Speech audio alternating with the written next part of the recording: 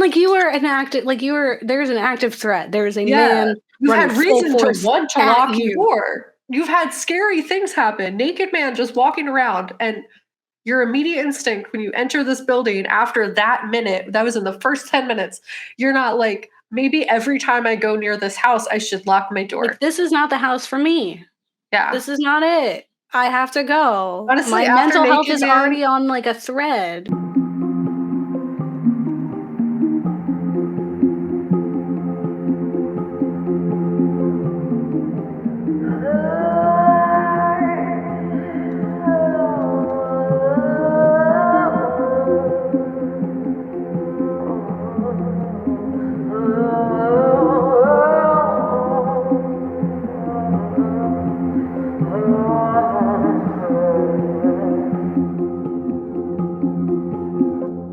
I'm Kat. And I'm Gabe. And we're the Ghouls Next Door. Talking about spooky stuff. As we tend to do. Yes. You know? Welcome. Yeah, we are the media literacy podcast from a horror lens where we explore the real life, historical, happening right now, reasonings behind our cinematic fears. And we are in our F the Patriarchy series talking about films that explore misogyny and the patriarchy and other terrible things that happen to women, as well as exploring ways that you can fight against those things or just live and deal, because that's the world that we live in. Yeah. But it's really wild, honestly. This film was wild. The series has been really great in the fact that it's given me new fears, but also new things to be aware of. Just because, like, it's still a lot of stuff that, like, I haven't thought about before. Like, I was like, maybe that could exist. But a lot of the things, I was like, wow, okay. So the solution to spyware is just get a new computer. That's insane. So I'll talk about that in my... But, like, a lot of it, I was just like... Oh, gosh. Yeah. I will say that's like one of my favorite parts about our show. If you are a new listener, you've been around, that sometimes we will go over like things where we're learning too. Like whenever we did like anything science related, we were like learning things about science. I was like, we don't have science degrees. We don't have that. Yeah. And so whenever we're learning, it's like exciting. When we did our surveillance episode, we learned a lot, and it was developed terrifying. since. It is. We need to revisit our Horrors of Society series for sure. Because technology is scary. Just keeps happening. Now there's new things to be worried about. And, you know, we have ICE, right? ICE wasn't there or doing what it was doing when we did our surveillance episode. And another thing about this episode is that I would say it's maybe the most timely episode we have in regards to like covering a film that might still actively be in theaters. Yeah, we don't usually do that. One, because we're bad at going to see movies, but two, because... Well, we live in a panini press, so... Yeah, we do. And we haven't done that in a long time just because, like, it's just such a... When it is in theaters, it's, like, hard to get the timing exactly right, but we were able to do that this time around, which is pretty cool.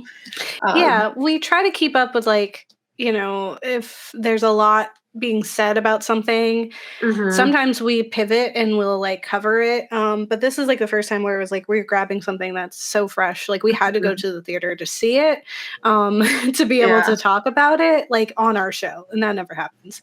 And it's also a film that like we really did need to go see it as soon as we could, because there's really no one way to interpret the film. There's no one way to feel about the film. That's what we've seen. Some people were like, heck yes, like all the A24 bros are gonna be really upset. Other people were like, we didn't need that. Like, we don't need that. Like, maybe you need that, but we didn't need that. And so it was like going in, both of us were like, I wonder how we are gonna feel. Yeah. And I imagine other people are gonna probably have similar ideas where they're like, what are the ghouls going to say about this film that people have so many feelings about? So I don't know if you're going to like whatever I have to say. I don't know if I'm going to like what I have to say, but it is what it is. So we're going to be talking about Men, which is brand new, 2022. And a part of that is like, there's a lot of things that are explored in here.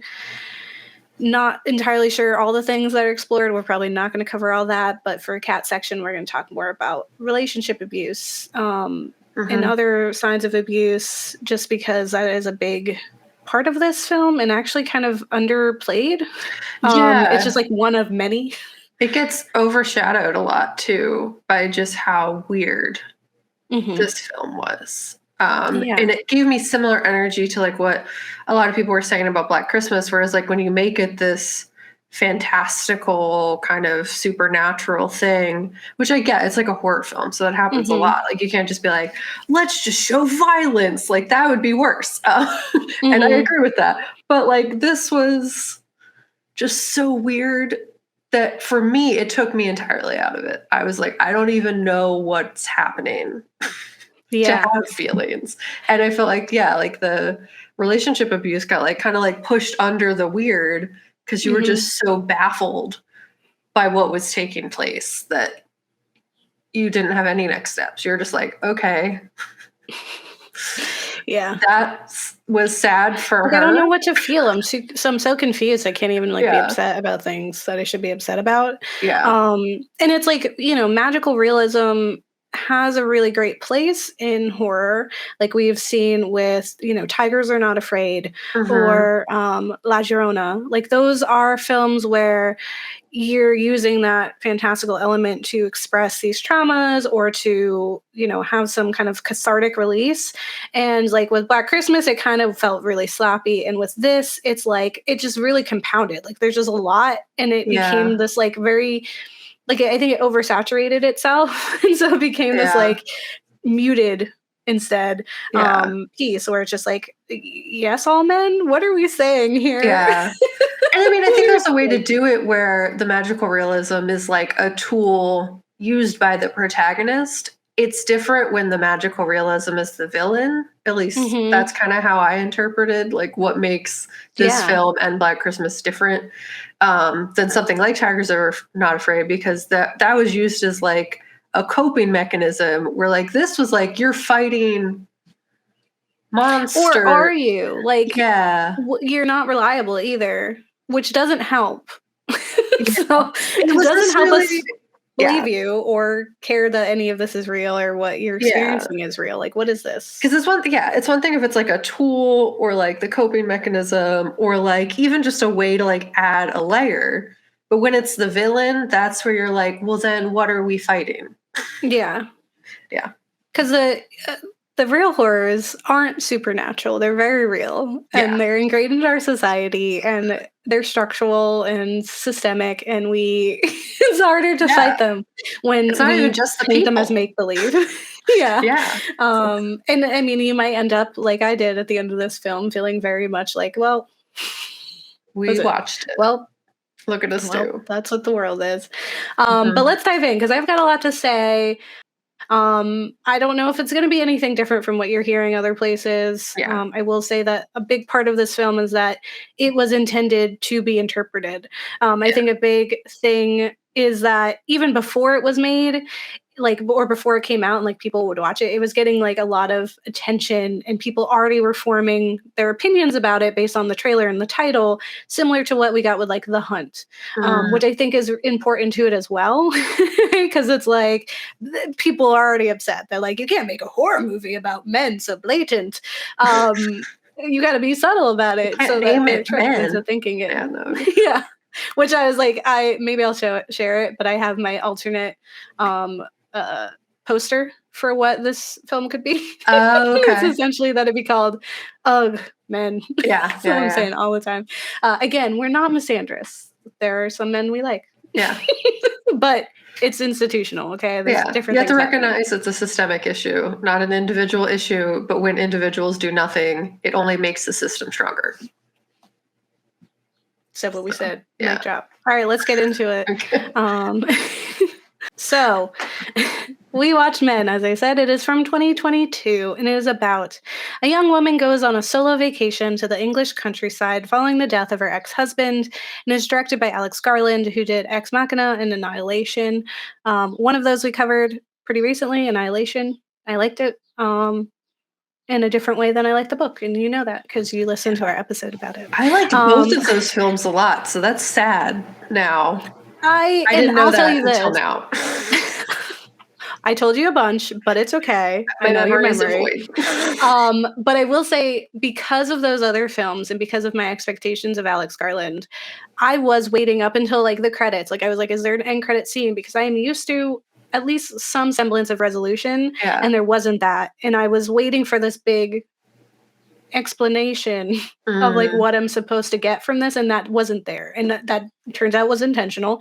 But still, because of those other films, I felt that way. We've never covered Ex Machina, but I have been considering doing another like tech horror. I love and that would be great. I think there's a lot to say about it. And you know, we don't have to like everything you do.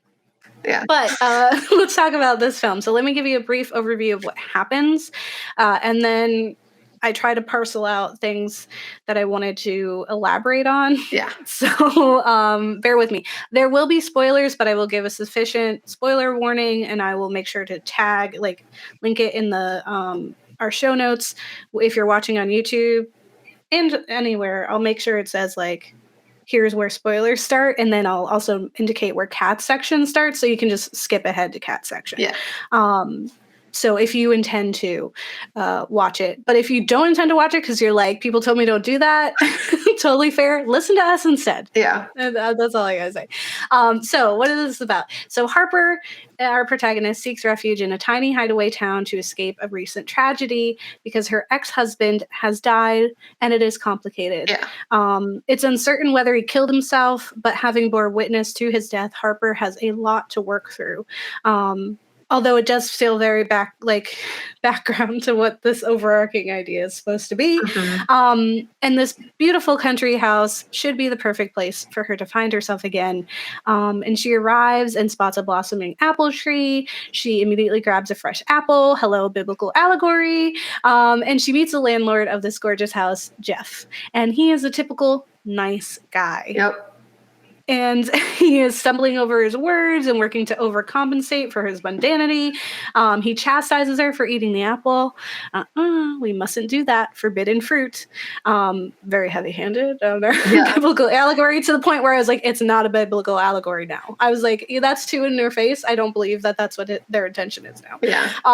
Jeff is awkward and uncertain, and he brushes off her offer to help him bring her suitcases inside. And we see him struggle with the bags, but still he refuses her help because he needs to be what he perceives is a man. And men don't get help from the ladies. He has to help. And so that's like his personal tragedy and interaction with what the patriarchy is, essentially. Toxic masculinity. It hurts all of us. There are a few moments of unsettling fear in this film. There's a discomfort that comes from being stalked that we see in the beginning because Harper has this uncomfortable encounter with a strange person living in a tunnel. He's naked and pursues her through the woods as she frantically finds her way back to the house.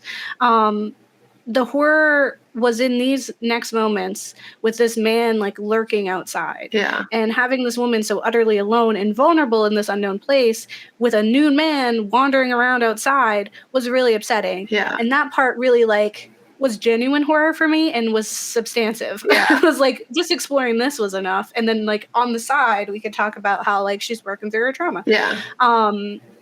And there was another like alarming thing is that she doesn't have the address memorized and her friend doesn't already have the address. So she's like going off to this countryside place and people don't know where she is really. And I was like, that's a big red flag. Like as a woman, femme presenting person, you don't go places alone without telling people. So that was like scary. It was like, no one knows where you are. Oh my God. And there's like little hints of horror. There's like, the fact that like she's on the phone with her friends and the call gets disrupted, but it's not like a normal disruption. It like distorts into a face, the same face that we see a lot. And that's like, it starts to get really spooky. And I was like, wow, that's cool. I was like excited for that. It just doesn't. I liked it at first. It was just the rest of it. when Harper does make her way to the town, she encounters more insidious men and a boy, all played by Rory Kinnear. And each man is more disgusting than the last. And just a funny anecdote here is that I watched this trailer a bunch of times. I saw a bunch of films in the theater, and they would always play in the beginning, or I love watching trailers. So whenever I'd hear about them. So I've seen it, like, I tell you, like the third or fourth time, where till I finally like realize that, oh, this is intentionally the same guy playing all these different characters, and that they superimpose this guy's face onto this kid, because like the whole time I was like, is this me? Can I just not tell British men apart? Like just like I was like, they all look kind of same. They all kind of look like the same guy. Is that the same guy?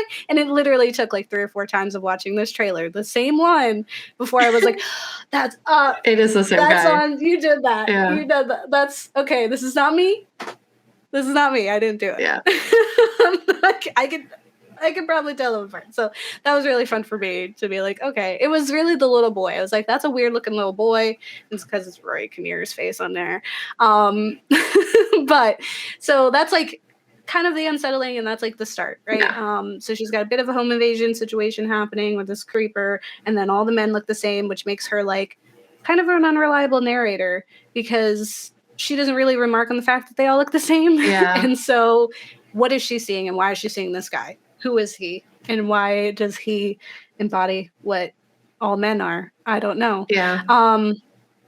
Like every single man besides her husband is this guy. Just clearing that up. There are 2 other women in this film. One is on a phone most of the time. The other one is a cop who handles her business while the other one doesn't care. Yeah.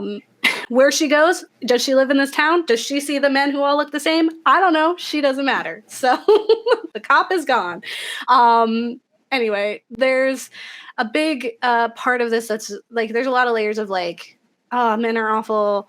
Here's some ways that they're that. And one big part of that is like victim blaming and like shame, expecting of like feeling guilty in a way. And it really comes from like, the horror of that comes from the toxicity of the men in the town, because each man seems ill-equipped to interact with a woman. They just like have their own perceived way of like how they're supposed to interact with women and what they think women are. And it's really weird. Like there cannot be other women in this town. Like, I don't know who that cop was, because it doesn't make any sense that all these women are dealing with these men being like this. I know what small town worlds are like, and even still, it ain't that bad. In their isolation, they've only had like this limited view of women all this time. So like Jeff is awkward and performative because he performs what that good guy is. The vicar she encounters applies misogynistic beliefs onto her, and he assumes she must feel guilty for not having allowed her husband, her abusive husband, the opportunity to apologize. Like he says, like, did you let him apologize after he had just hit her? And she's like, no. Like, she's so appalled that like, or not even appalled, it's just like shocked, like, no. Yeah, what do you mean? I didn't. He left and then he died. Like, that was on him. But that's his understanding of like what is like, men do that. And you just gotta get over it. And this is a vicar, right? The boy expects her to play with him, and like she must play with him. So when she doesn't, he gets really mad. And like whenever she behaves outside of this perceived way of the woman, she is made an enemy by all these men. These interactions are disquieting and sometimes sickening. Looking at you, Vicar, there's a lot of really like he was the worst, to be honest.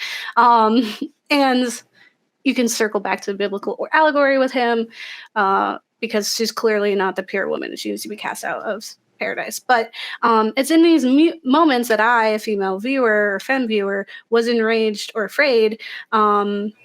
I've heard these lines and I've lived these experiences, and it's no surprise to me or other women that the men behave this way and ultimately betray her.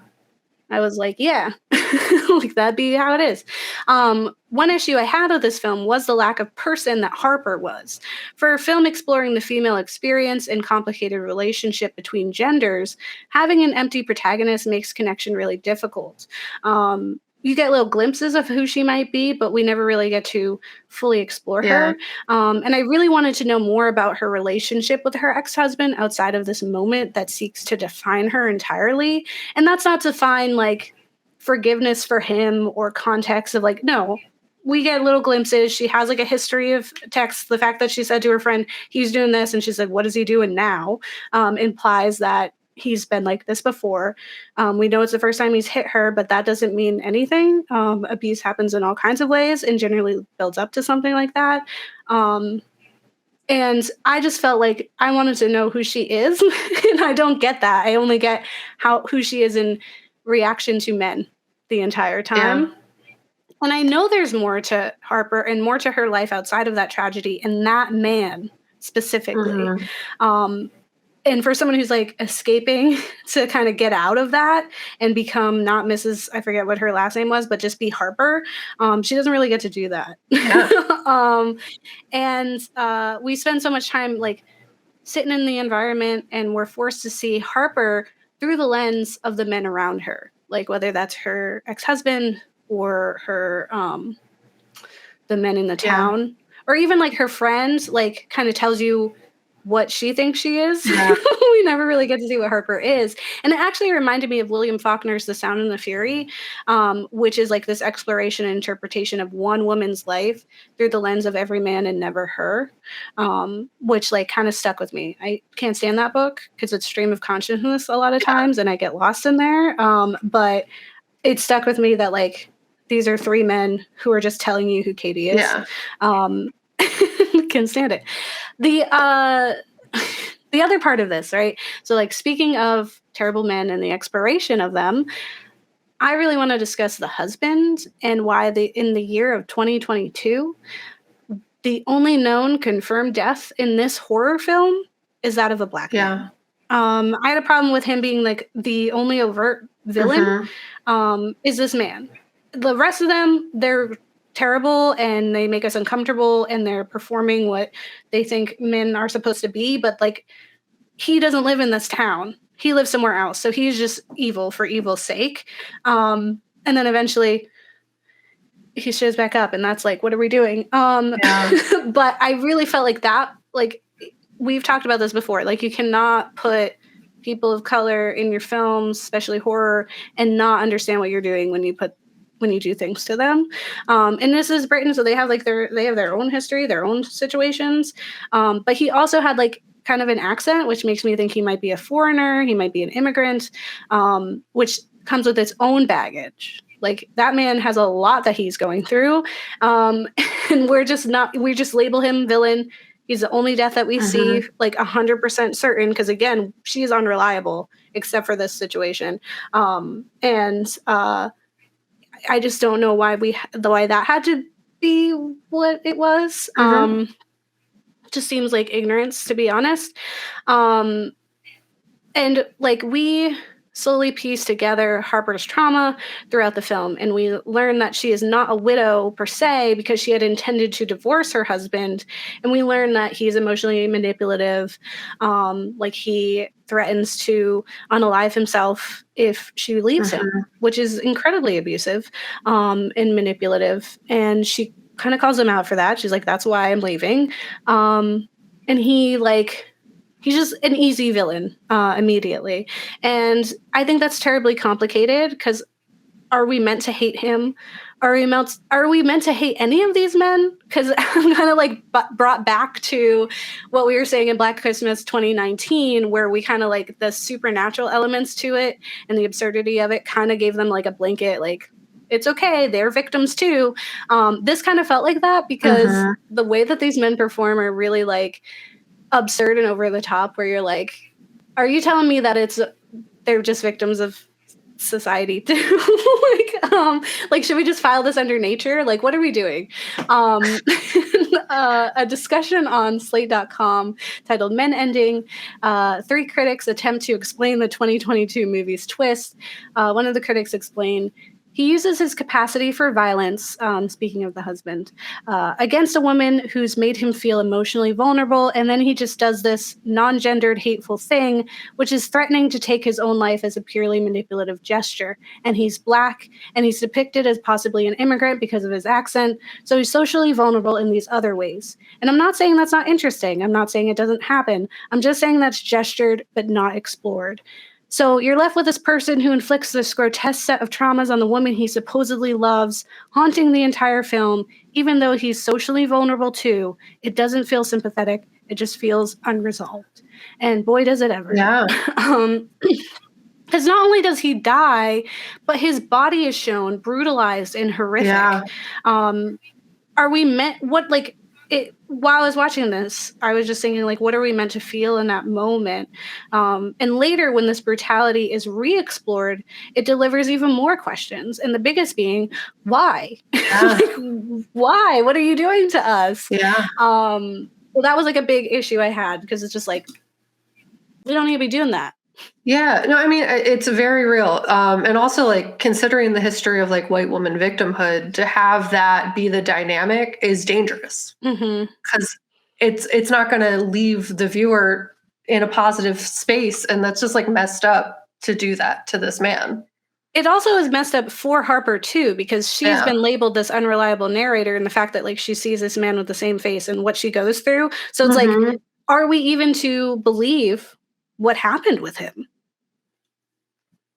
Yeah, especially with that white woman victimhood. Like, yeah, what is real? Like, is she the villain? What are like? Is it? Should it be her? I don't. And if that's what it is, then what is this film what trying is to it, tell me? Alex? What are you doing?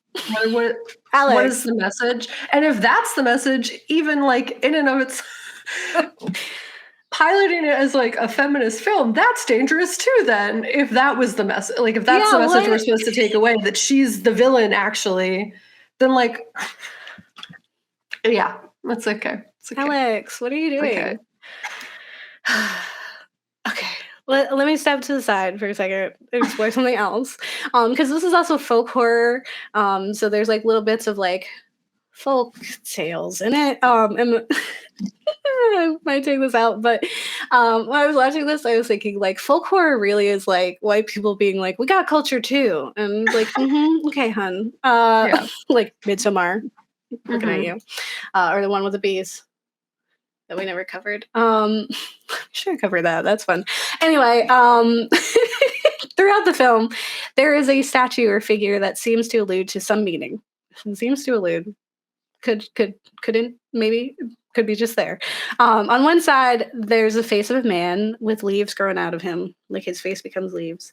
And we see this later in the flesh. And on the other is a womanly figure, legs and vagina spread open. Yep. Just for the world to see. The leaf man is actually the green man, and he is a legendary being primarily interpreted as a symbol of rebirth, representing the cycle of new growth that occurs every spring. And I wanted to say that he, the green man, symbolizes rebirth. And I don't get it. It's beyond me, but stay envious, I guess. The inviting woman is known as Sheila Nagig, and they are a type of stone architectural figure of uncertain significance, representing a naked woman gesturing to or otherwise flagrantly displaying exaggerated genitalia. I vaguely looked into it. There is like an article that I thought was really fun. The article is called like Big Vagina Energy. I was like, cool, that's fun. I didn't read it because I was like, I have so much I have to say about the film that this, like, whatever this representing is it just muddies it. So because we have this like marrying of important birthing figures, even though like the Sheila Nagig isn't inherently like a birthing figure. It's not like we're giving birth. It's not one of those kind of things. It's like it's like more sexual, which is weird because then it's coupled with a male figure that does represent birth. So it's like, what are you saying here? Like women are just this and men can have all the power. I don't know. Later we have an intense bloody visual representation of this marriage of these figures. And what do we do with that? Are these cis men jealous of the ability to birth? Are women supposed to be the one thing? I don't know. I don't have the answer. So if someone has the answer, let me know. But I'll tell you this, whatever your answer is, it's right. And my answer, also right. Because this film is up for interpretation. So in a different article on Polygon by Tasha Robinson titled, Alex Garland says the ending of Men is whatever you make of it, they explain that Garland's intention for this film was to start a conversation. Okay. He has no interest in clearing the air or explaining his intention. And the film is as much his interpretation as his cinematographers, Rob Hardy, and the audiences. Literally anyone. And in the article, it says that Garland says, many, many times I've encountered people who say this film is clearly this. And what they really mean is it's clearly this to me. And then it ends up being about them as much as it is about the film. It is about the response to it. It's about their life history. It's about their concerns in the world and the interactions with it. And Ghouls have discussed how a piece of work transcends the original intent of the creator. In each step of creation, it is touched by another being and is therefore transformed. In the writing, in the acting, the art direction, the cinematography, and then ultimately the reception of the audience. Yeah.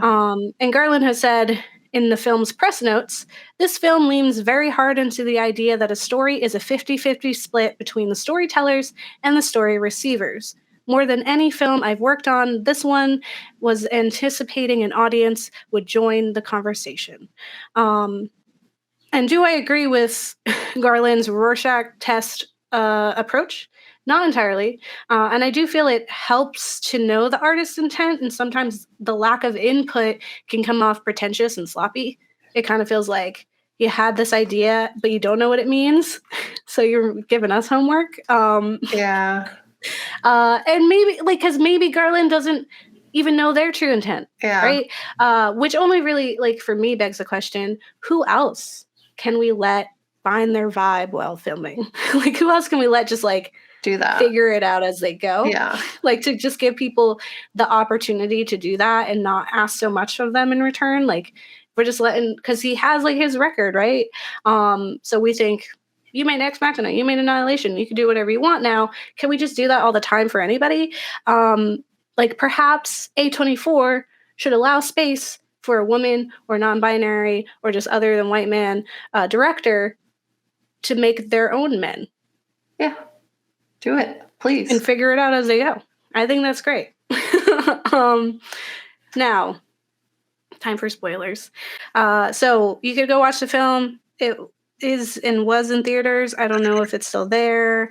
That might not be accessible. I imagine just in the state of the world where people aren't always going out all the time, that it being available on demand or on like HBO or something becomes more accessible. So maybe that'll happen.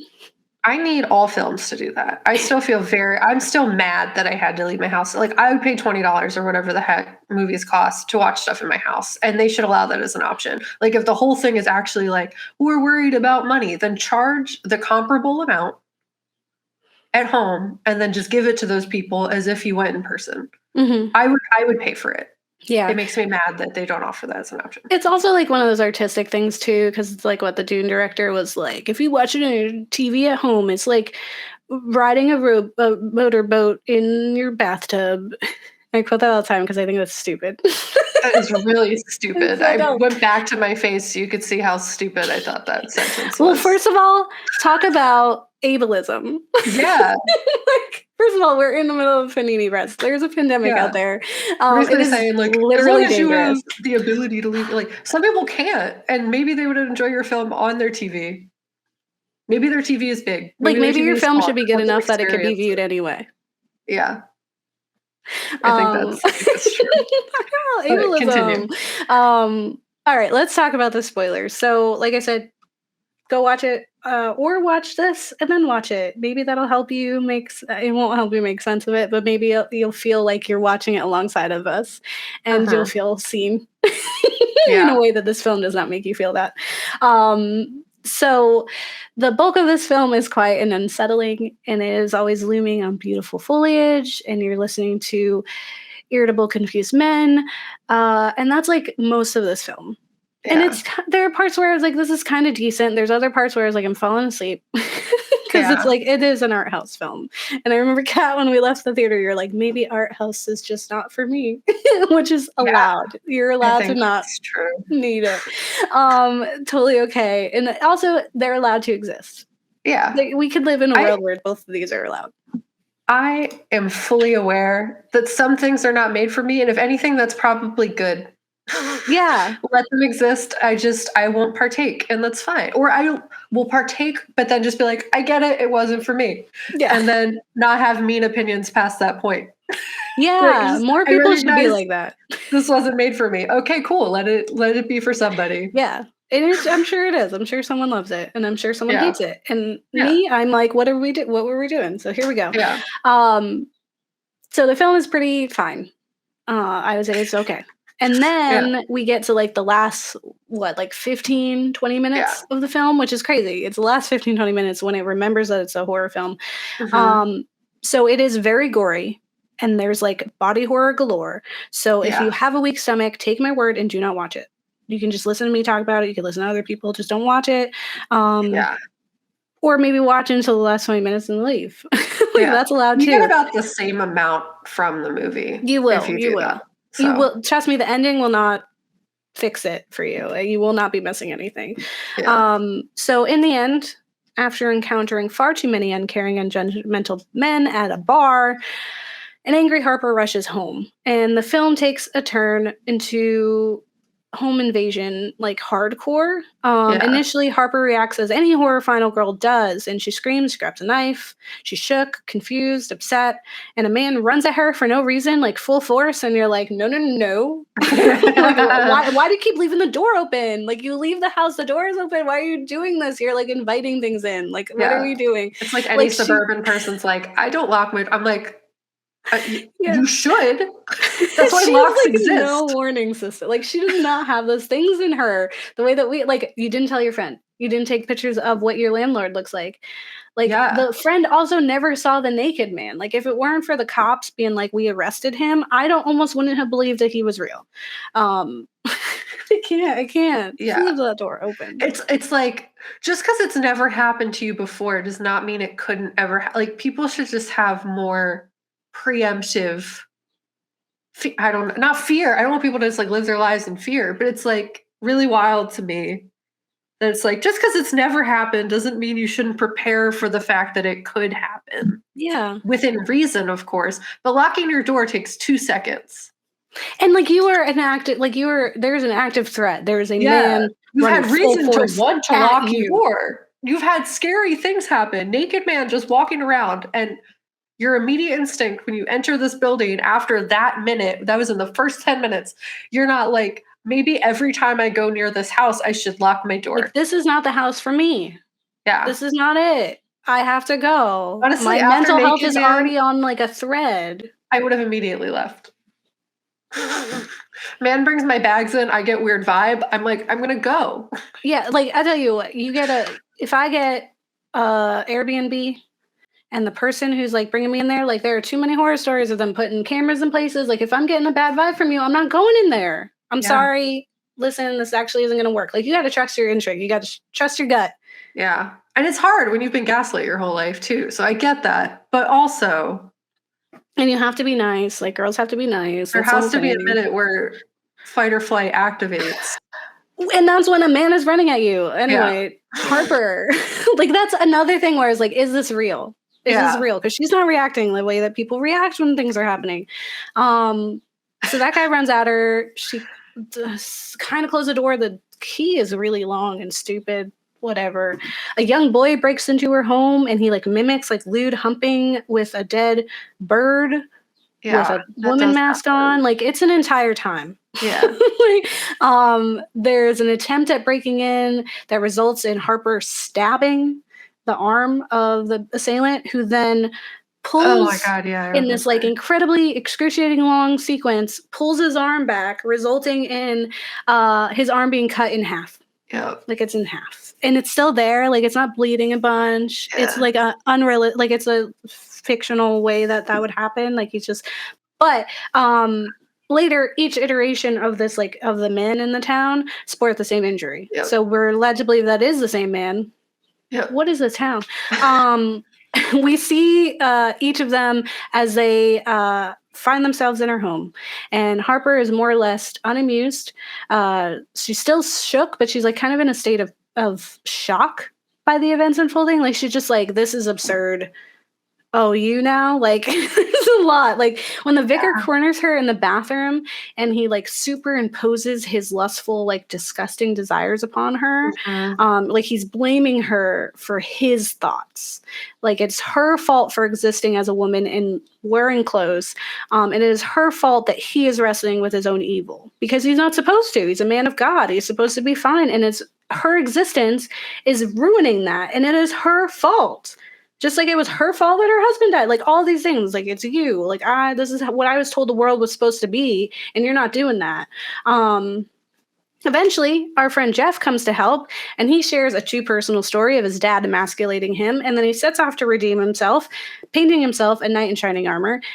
Poor Jeff, you know that he's not gonna do nothing. Like, he was poor. Like, and you're like, I knew immediately. Like, when we first saw Jeff, and he. Like, when he came to help, I was like, you can't trust Jeff because you can't trust any men. That's the whole point. Yeah. But there's a few people have made a few comparisons to Get Out. For one, like her finding solace with her friend on the phone, like her only connection to the outside world. Yeah. But also with me, it was like in Get Out, Jordan Peele was very specific that like the girlfriend would be a villain because there are no good white people in the film. Yeah. He was like, period. And in this, there are no good men. Yeah. Which, like, I get, but, like, Jeff didn't really have any good reason. I'll get to that. So he goes out, and eventually the Green Man himself arrives. So this naked, houseless man who's been stalking her has gone full eco-crazy, and he cut into his face, and he fills him with leaves and other foliage, and then he transcends into the Green Man. He's the Green Man now. And it is here that Harper, confused and muted to the events, turns off her care. She is entirely out of fucks. Like, it's just like, that's it. You gave my last one. So after our beloved friend Jeff betrays us because he has all men, and it doesn't make any sense. Like, he literally, like, he steals her car. He, like, jerks out of the car. He steals it. He tries to, like, run her off the road, kind of, but he destroys the car because he doesn't want her to leave. Yeah. But I didn't feel like all those other men, it made sense. He had no reason to hurt her. So that also plays into the thing of, like, is he in control of what is happening? Yeah. Is it out of his, like, is he also a victim? Yeah. Are we in Black Christmas territory right now? Harper returns to the house. She can't leave. Also, when Jeff crashed a car, his ankle is bent and broken. Yeah. That did happen. So all the other men also have those injuries. So the Green Man then horrifically lies upon the ground, and he spreads his ass wide to reveal a vagina beneath his balls, and he gives birth. Yep, that does happen. Yeah, that's what happens. Very long. And if that weren't nightmare fuel in itself, he gives birth to another full-grown man from this town. Yeah. And he then shambles forward and proceeds to give birth to another man from a different part of his body. So this person is not intersex. That was not the commentary, because now the vaginas can be anywhere. It's not even about that. Because, like, before I was like, oh, what is that? Is that what the Green Man plus Sheila Nagig is? Nope. This ain't about that. Stop trying to make this more than it is, Gabe. Stop giving him credit. It's like, okay. And Harper, when, like, the second birth happens, Harper is entirely done. Yeah. She, like, walks into the house. Like, it's so funny to see her face, because she was like, Yeah, we're still doing she, like, this. Look at that. Okay. She, like, turns uncaring and just, like, walks into the house. Yeah. And then he, like, desperately seeking validation. He's like, witness me! You know? Yeah. The man crawls bloody through the door. And Harper, like, turns, and, like, there's, like, a visual sigh on her face. Yeah. Like, okay. Unamused, and he gives birth again. She's like, okay, yeah, this is, like, a thing you're gonna be doing. All right. So then she, like, leaves. She just, like, walks more, and, like, she turns around. He's doing it again. She's like, okay, all right, cool. This is what we're doing. This performance that you have. Okay. And then that continues until eventually they birth her husband. And he has had all the injuries that we saw graphically from his fall are what has taken place. And just like, be fair, if any of this is out of order, like if you saw this and you're like, that's not when that happened, this is because I only watched it once. I'm only ever going to watch it once. And it was a fever dream. So it is what it is. But these things do happen, whether it's in that order. I don't care. So then at this point, her husband is now there, bloody, naked, birthed from a series of white men. Yep. And she goes into a room. She grabs an axe that was like hinted at a bunch of times that she never grabbed. And so she finally grabs it, and she's just done. She's just like, she's like, this is it. And to her, it's like, these men are nothing, right? They're pathetic. And she is so very tired. Yeah. And just over it, because like these men have just been putting so much onto her, and it's not her. It's not on her. It's not her fault. It's not fair. And so she plops down on the sofa next to her dead husband, reanimated, naked and bloody. And he sits next to her. And she asks him, she says, "What do you want from me?" And he responds, "Your love." And she simply nods. Yeah. She doesn't give an answer. It's like, okay. Like, she didn't even say anything. Like, there isn't even a Yeah. She just kind of looks, and she like nods, and she like looks away, and then it's like, men. And then it like opens up again, and now it's like the after events, which is like her friend shows up who's pregnant, which is like, oh, what is that? What are we doing? And she sees the car is broken, so something has happened. There's blood, so something is happened. Something is real, yeah. Did Harper kill Jeff? Like, what is it? Like, what are we doing? And then she goes over, and Harper just smiles at her. And apparently in the original script, they did say things to her, but it still didn't matter. Like, they're still just like friendship. And you're like, what happened? What happened? Yeah. So it's real, but who's real? Is Harper bad? And when she is like sitting there and she's just like so numb, like Harper is me in the theater watching this, watching the performance, the pretentious artistic expression unfolding. And I am no longer enraged or disgusted. I am simply bored. Like, I was like sitting there, like that entire end sequence, like at the same point when she was like done, I was done. Yeah. I was watching and I was like, oh, okay. He's gonna birth again? Okay. Oh, you got the axe? You're not gonna do anything? Okay, yeah. Oh, he wants your love? They all want something. Like that was me for the rest of that. And I was like, that's okay. That's enough for me. Yeah. That's my experience. So feel free to share yours, because guess what? They're all right. Every single one is correct. Yeah. And that's honestly, that's true all the time. So deal with it. And like,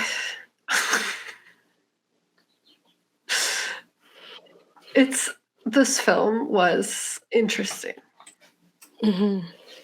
Yes. I was like thinking words as you were talking, and I was like there's so many things it could mean, and like ultimately like doesn't matter.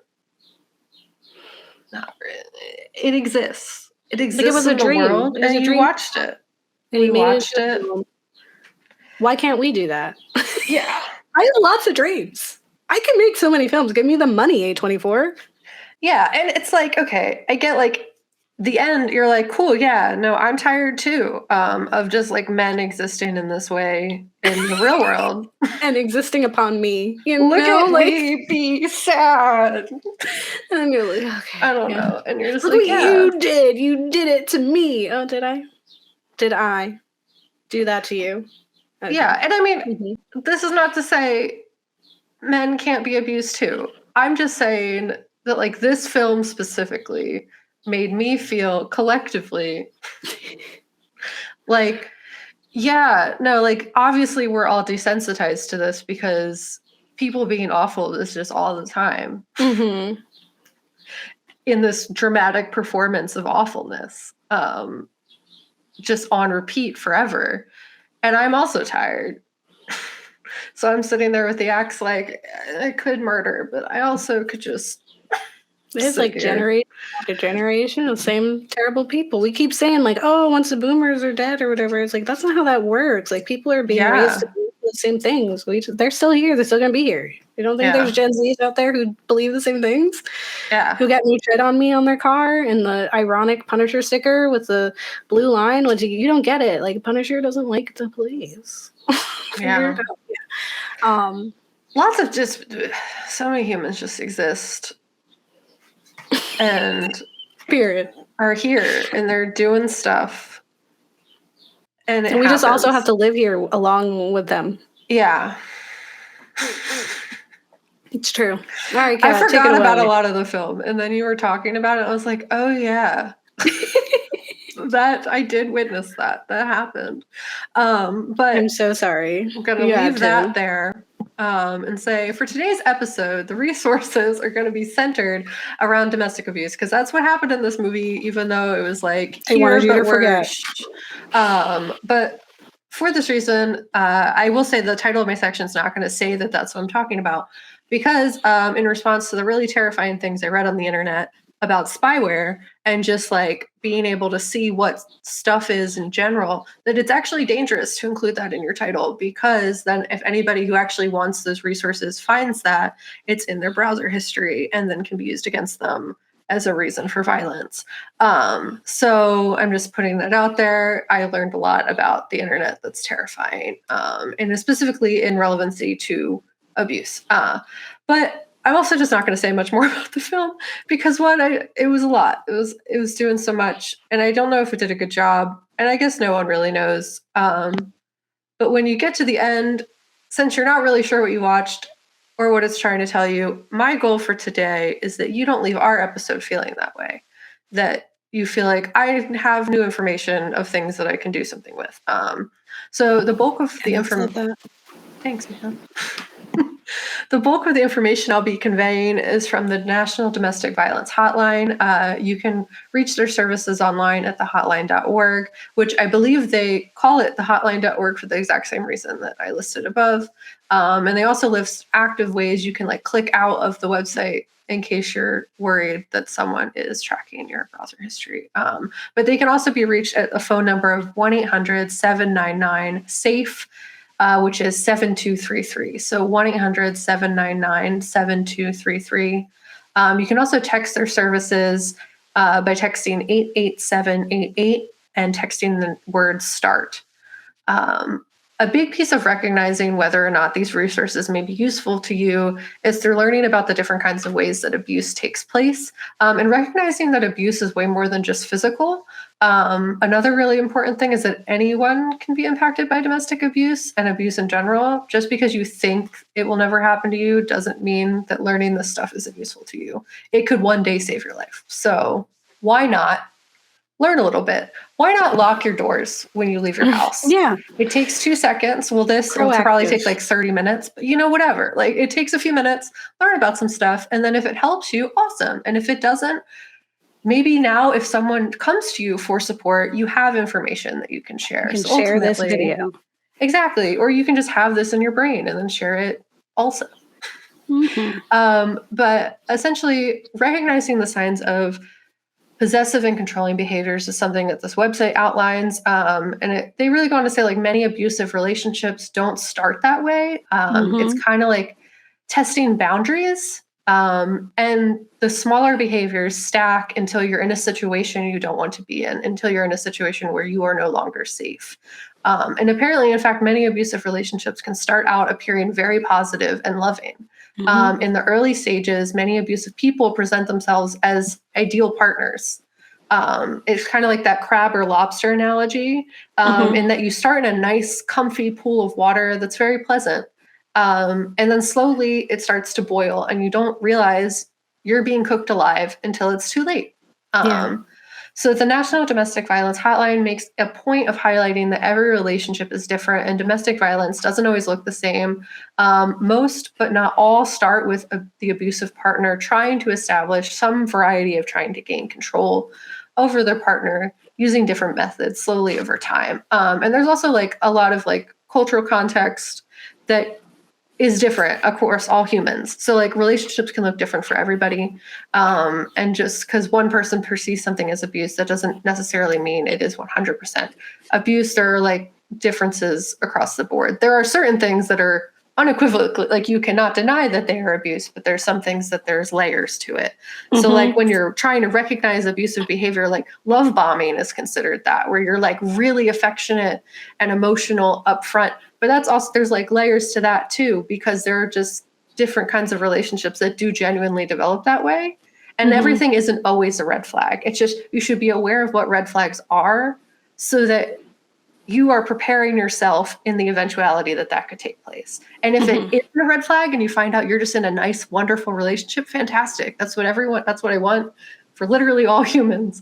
But if it helps you notice the progression into something more dangerous, then that's also amazing. And you are preparing yourself to save yourself from the situations. So on their website, they show the common signs of abusive behavior in a partner, which include telling you that you never do anything right, showing extremely jealous behavior of your friends or any time spent away from them, preventing or discouraging you from spending time with friends, family members, or peers, insulting, demeaning, or shaming you, especially in front of other people, preventing you from making your own decisions, including about working or attending school, controlling finances in the household without a discussion about it, including taking your money or refusing to provide money for necessary expenses, pressuring you to be able to have sex or perform sexual acts you are not comfortable with, pressuring you to use drugs or alcohol, intimidating you through threatening looks or actions,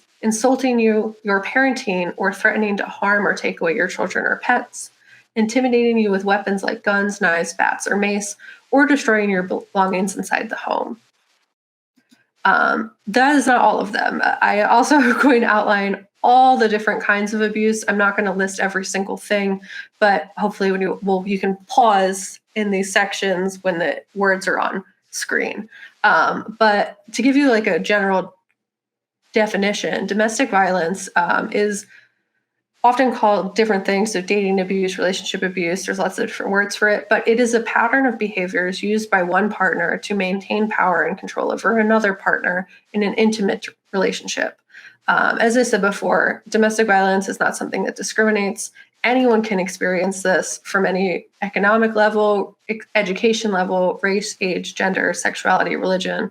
Anyone can be a victim or perpetrator of domestic violence. This includes behaviors that physically harm, intimidate, manipulate, or control a partner, or otherwise force them to behave in ways that they don't want to, including going through physical violence, threats, emotional abuse, or financial control. Multiple forms of abuse are usually present at the same time in abusive situations, and it's essential to understand how these behaviors interact so that you know what to look for. When you know what a relationship look like and mean, then you can take steps to get yourself in a better situation from the support of others who are experiencing this. So I'm going to kind of show the different kinds of abuse. So there's physical abuse. You may be experiencing physical abuse if your partner has or repeatedly does any of the following behaviors: pulls your hair, forbids you or prevents you from eating or sleeping, uses weapons against you, including firearms, knives, etc., physically hurts you, hits you, etc. There are other things on the list. Another form of abuse is emotional or verbal abuse. It's very small on my screen. Okay.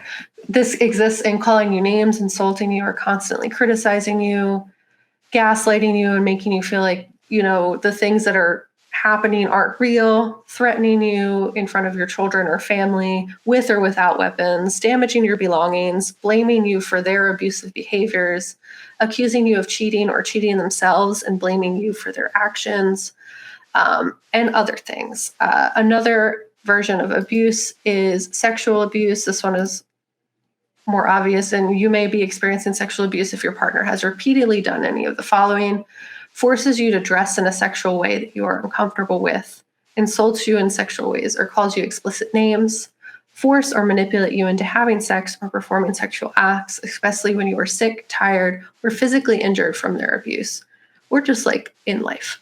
If you do not want to have sex and they are pushing you and pressuring you to do so, that is sexual abuse. That includes if you're married to them. You can still say Yes. no. I think people forget that. Also, You never owe males can your also say partner. no. Yeah.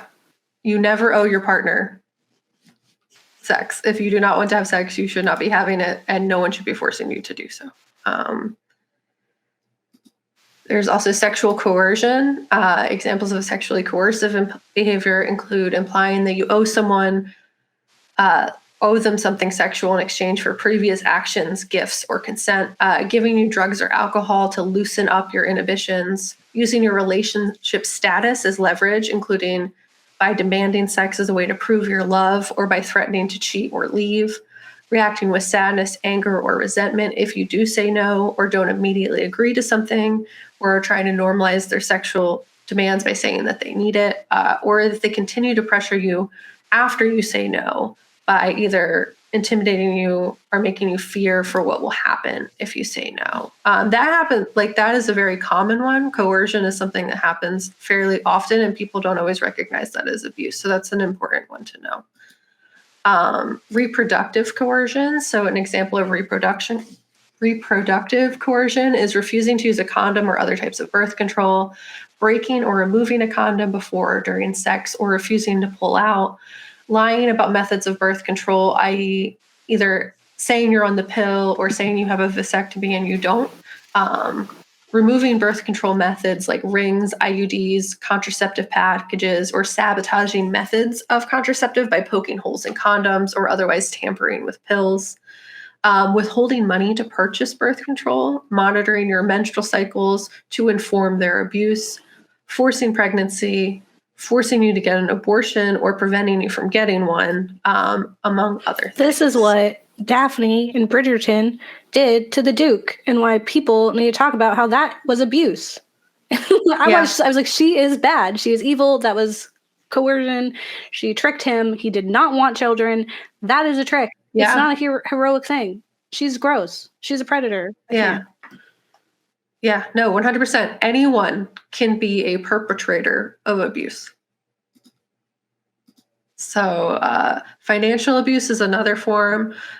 This is providing an allowance and closely monitoring how you spend it, including demanding receipts for purchases, depositing your paycheck into an account you can't access, preventing you from viewing or accessing bank accounts, preventing you from working, limiting the hours that you can work, getting you fired, or forcing you to take on certain types of jobs, maxing out your credit cards without permission, not paying credit card bills or otherwise harming your credit score, stealing money, withdrawing money from your children's savings without permission, living in your home but refusing to work or contribute to the household, forcing you to provide for them with your tax returns or confiscating joint tax returns, and refusing to provide money necessary for living, shared expenses like food, clothes, medicine, etc. Like if you do not have a predetermined arrangement, this is not a communication, this is something they're forcing you to do.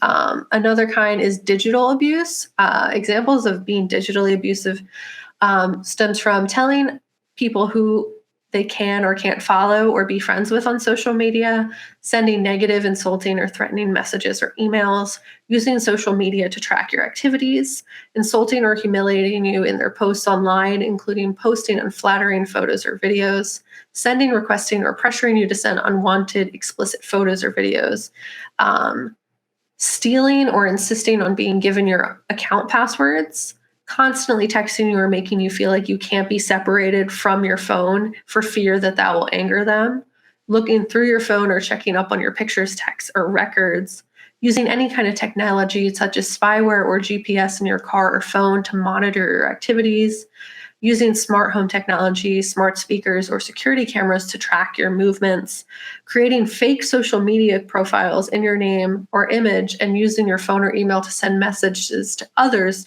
pretending to embarrass you or isolate you in some way. I'm almost done, I promise. There's some people I wish would watch this or listen to that, because I've definitely personally had experienced a bunch of these. And when you're in it, you really don't get it, because you don't think, you see abuse as one thing. And if it's not that, it's okay. And it's not until you're out there, you're like, oh, wow, that was messed up, actually. Yeah, no, after reading this list, there are many that I've also experienced. So I'm like, that was not okay. Or I've seen other people in those situations and realized now retroactively how not okay that was, or realized it. You can notice that things are not okay, but like, what is the line? That's also a thing. These things should also be a line. That's something that we're learning through going through this. Another one is digital abuse comes with its own things to consider and stipulations to consider. There are some things that like there's a kind of just like the recommended guidelines for this. So it says you should never share your passwords with anybody. You should never have or send explicit pictures, videos, or messages that you are uncomfortable sending. The internet saves these things forever. That's just something very important to know. It's okay to turn off your phone and not respond to messages right away. You have the right to your own privacy. Be sure to like tell people. Be sure that the people who might need to reach you in an emergency still have a way to, but like you have the right to turn off your phone in order to clear your mind. Know and understand your privacy settings. Social media platforms allow you to control how their information is shared and who has access to it. These settings are often customizable and may be found in the privacy section of the website. Be mindful in checking in places online. Specifically, Snapchat has a feature that's really concerning with this. You can track people's location through Snapchat, and you have to manually deactivate that. And it genuinely is scary. Or if you check in on photos on Instagram, people can track that. So you really just have to be mindful of how you're sharing your location.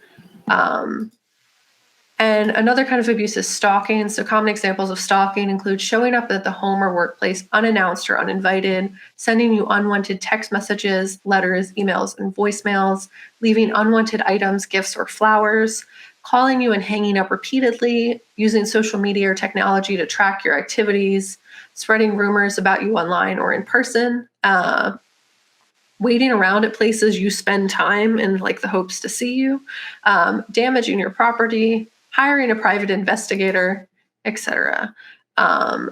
There's also just things that I learned in general about internet safety that were really concerning, and things that I genuinely did not know. So this website also outlines to remember the ways your computer can be monitored. So your computer and cell phone can be monitored without you knowing. Your history apparently can never be completely erased from your computer or device, even if you browse in private or incognito mode. Email can be intercepted like physical mail. Global positioning systems, GPS trackers, can be placed on your car or items like your purse or cell phone without your knowledge. Some court systems publish their records online, which could contain compromising personal information like names or addresses. There's a handful of other things that I'm going to include the link to this, but it's who's spying on your computer, spyware, surveillance, and safety for survivors. I learned a lot about spyware for this episode, and it was very upsetting. Spyware has made it easier than ever before for perpetrators to stalk, track, or monitor or harass their victims. Abusers, stalkers, and other perpetrators can now use spyware to secretly monitor what you are doing on your computer or handheld device, like a cell phone. If you suspect you are being stalked or monitored, be aware that attempting to look for spyware on your computer or cell phone could be dangerous, since the abuser could be alerted to your searches immediately. Use a safer computer, one that a stalker does not have remote or physical access to perform internet searches or send emails that you don't want your abuser to intercept. Specifically, libraries are a great location for this. There's computers that they cannot track your user history. One thing I did learn about spyware is that spyware can keep track of every keystroke you type. Even software applications you use, every website you visit, every chat or instant message you send, every document you open, everything you print. Some software gives that person monitoring the ability to freeze, shut down, or restart your computer remotely. Some versions even allow the abuser to remotely turn on your webcam or make your computer talk. Once spyware is installed, it can run in stealth mode and is difficult to detect or uninstall. If a person who installed it has physical access to your computer, he or she can log into your computer with a special password to see all the computer activities, emails sent, documents printed, etc., since their last login. Perpetrators without physical access to computers can receive reports showing all of your computer activities, including copies of emails and instant messages, websites visited, etc., as well as screenshots of the computer screen every few seconds. This can occur without the user knowing. Something that was like that, it's very hard to get rid of spyware once it has happened.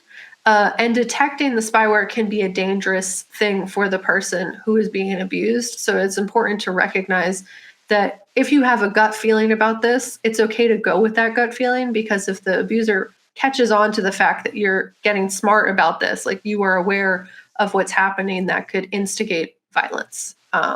That's something that they warn against a bunch of times on their website. And apparently it's just very difficult to get rid of spyware.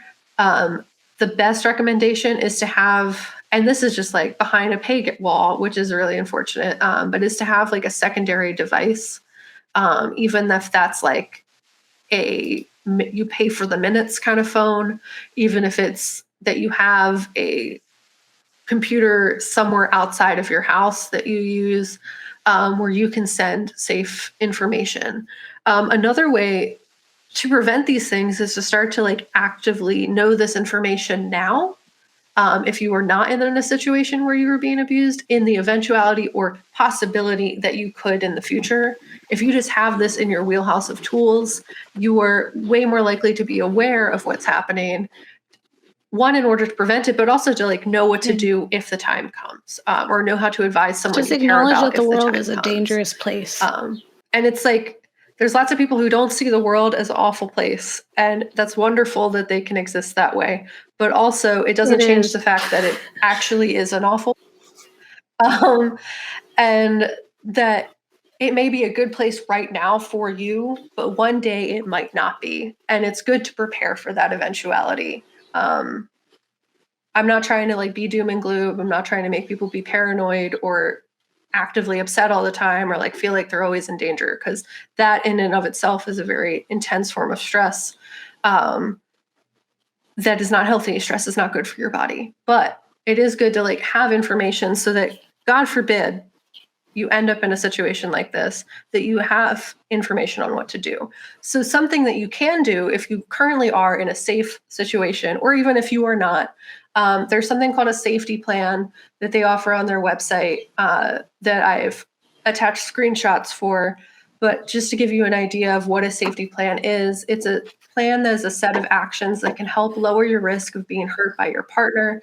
It includes information specific to you and your life that will increase your safety at school, home, or other places that you go on a daily basis.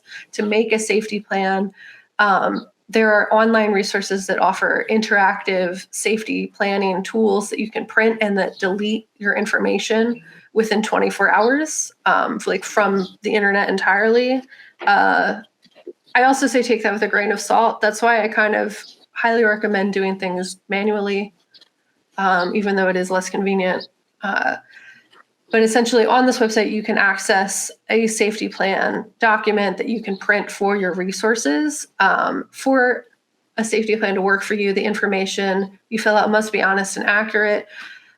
Even just having this information of things you should be thinking about or questions you should be answering is useful, even if you don't have the context for that now. So in filling out a safety plan,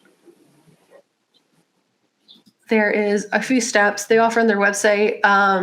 You kind of fill out one, where you live, what your education level is. That part was the part that I was like, this part is like not super useful, maybe like for data collection. But once it gets more into the details, you get to understand where this could become really useful. So it kind of ties into like, who knows about your relationship? What word or phrase can you use on a phone call to indicate danger, or either through text messaging, verbally, or instant message, that is inconspicuous enough to not alert anybody, but is like, you can indicate that you are not safe just through a quick word or phrase that someone you care about can know about as a call to action to either help you or put services in place to like get you into a safer location. During times when you are home alone, who can you stay with when you don't want to be alone? If you're not comfortable being at home, where else could you go to stay safe? If you need to leave your home in an emergency, what is a safe public place you could go to?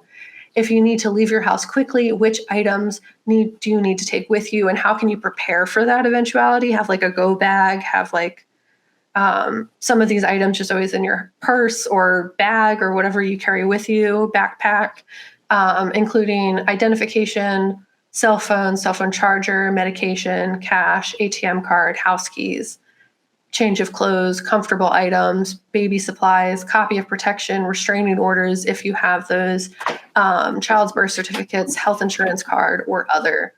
It continues, if you need to avoid seeing your partner on your way to or from class, what route can you take to get there safely? Have you told someone, if this is like specifically if you're at school, have you told someone on campus about your relationship? Who can you spend time with in between classes so that you are not alone?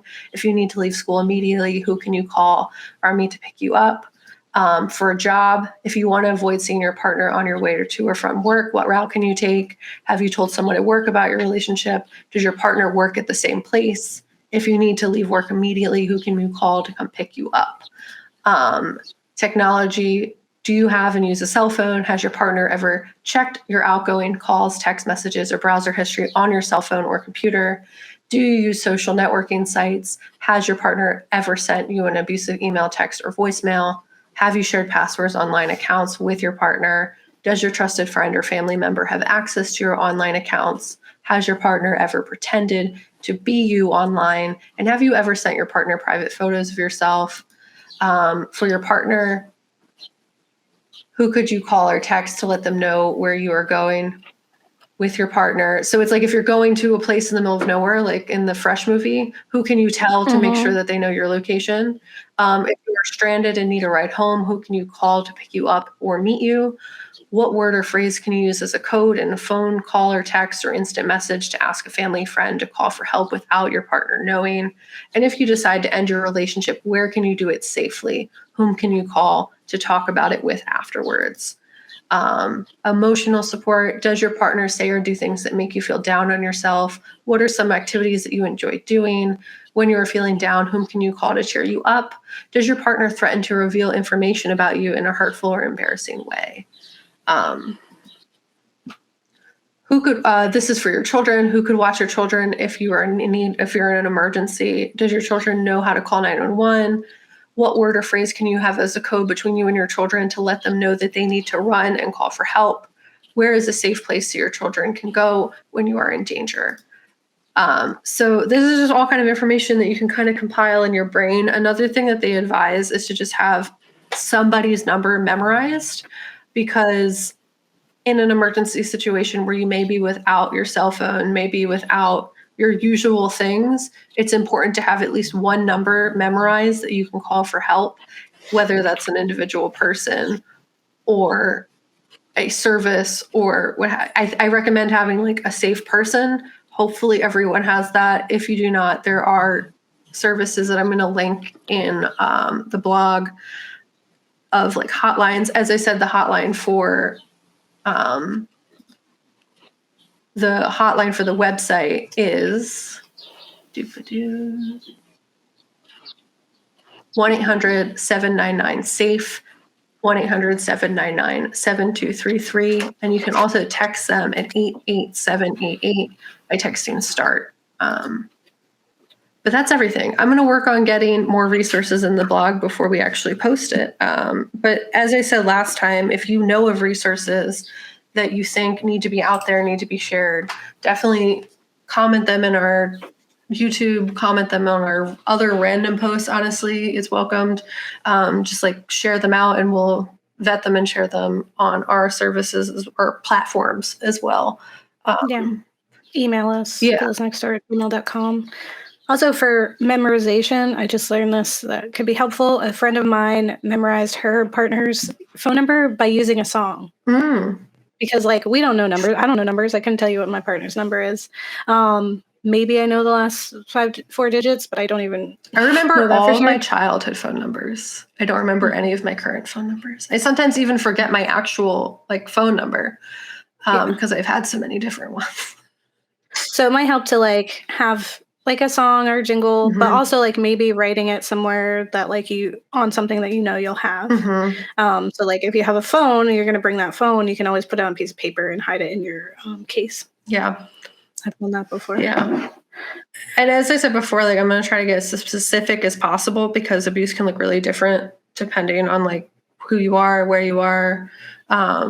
If you're of like a marginalized group, they can look very different as well, or like the resources available, you might need more specific ones. So I'm going to try to be as specific as possible in the resource share out. And yeah, the world is scary. But if you are in a place right now that is not scary, learn about this stuff so that if you ever end up, that you're ready to go.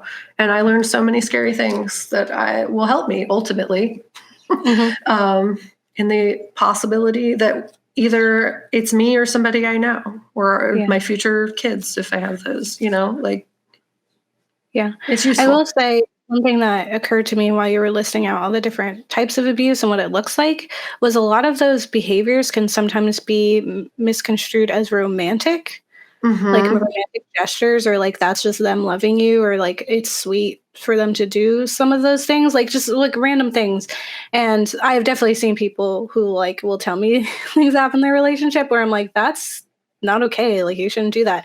And it really is a societal thing too, is that we interpret certain behaviors as being romantic instead of a red flag.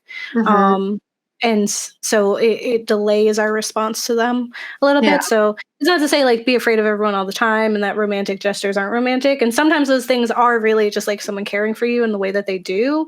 But being conscious of like when that could be and that things can change in a blink of an eye. And I've definitely had those. I've been in really terrible relationships. I've been in such similar situations.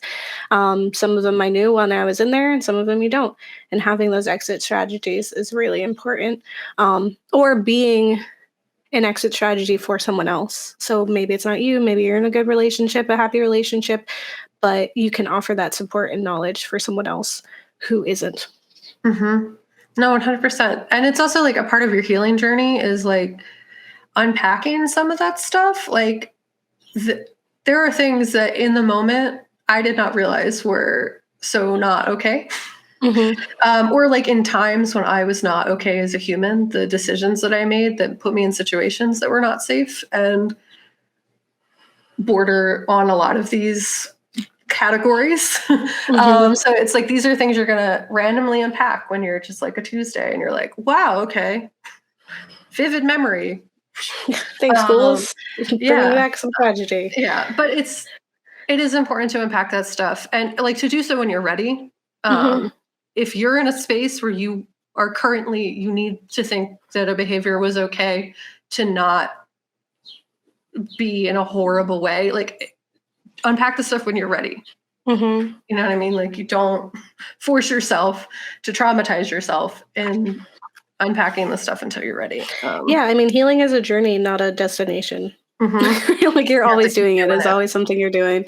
It's not something you just end up there and you're healed now. That's not how that works. Yeah. It's like the villains in these films. You don't just murder the one and then all of the societal, systematic problems are just gone now. That's not how it works. You have to act humanity. You're never just a good person and you're there now. Like you have to actively be working on this all the time. And that's exhausting. And some days you're not going to be great. Or some days you're going to just not be like, woo. Some days you're not going to want to fight anymore. And then another day you will. And that's all that you can do. Yeah. Sometimes you just have the axe in your hand and you're just like, I'm really over this situation. That's fair. Okay. It's a fair reaction. You can do that. You can be over it. You do not have to be the hero that saves the day all the time. Humanity. You just have to survive. Yeah. You just got to keep doing. It's not always going to be good. Yeah. And I mean, I hope that you don't have to use those resources, but if you do, they are here. I hope that if you watch the movie, it didn't hurt you in any way or like, you come out just being okay about it. And if you are angry, let us know. If you're very excited about the film, let us know. You can email us at theghouls@gmail.com. You can comment on all of our things. Just be nice. Just clear that's that. Just be cool. And we will interact with you and just make sure that the place is safe. And this is a discussion because art is what we make of it at the end of the day. And so you should be okay and open with your work being criticized, and we are. So if you have things to say, we'll hear them within reason. And also, like, last thought. Some of these things, not every single one of those things individually, like everything is open to ambiguity. So like, if your partner does one of the things on this list, it's not necessarily that they're an evil, abusive person. They could be 100%, but you have to like realize and recognize like what that is personally for yourself and explore it that way. Like, just like you can have traits of a disorder, but you don't have the disorder unless it is actively negatively impacting your life. Humans are complex. If it's okay for you, some things are blatant and overt abuse, obviously those things, but like little things, it is your life. You don't have it's to break also up helpful with to someone look who's nice to you. Like, you know what I mean? Like, it's also helpful to look and think if you are doing any of those things as well. Like I was listening to those things and I was like, oh, I was also toxic. I know that I was also toxic in life. So it's understand that they're like, these are two-way streets oftentimes, which is we will not get into it, but one of the big problems I have with like the Johnny Depp Amber Heard trial, that it's very complex a lot of the times. And, you got to look at yourself too. You might be doing some of those things and not know. You might think they're romantic, or you might think that you're just doing what you got to do. And you might be hurting someone. So, systemic, it's ingrained in every single part of our society. So any person that exists on this planet could either be a victim of or a perpetrator of abuse. So, So on that shiny note, on that lovely note, which is what this film was, it left you similarly, but hopefully ours leaves you with like, you want to go do something about it. You want to change the world and be a good person, because I love doing that. So don't get married. Slay your kids.